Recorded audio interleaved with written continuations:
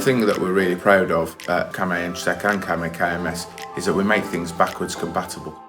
There's lots of people that have already got the KMS cloud, and there's lots of people that have got the Apex system, and it's just bringing them together without having to put in new systems. With the Apex integration, you can add it to sites out there that already have the Apex and the SimpleKey 4.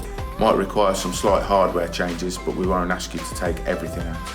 Any new systems going forward, it will be automatically added free of charge. A good example of how this can be achieved, if I look at somebody like Leeds City Council. Leeds City Council for a number of years have been buying KMS equipment and Entratec equipment, and they've been installed at the same time. Now they're buying new systems for the tower blocks, and it's all integrated already. So the integration's done by us. The older systems that they've got the KMS, they've got the Entratec.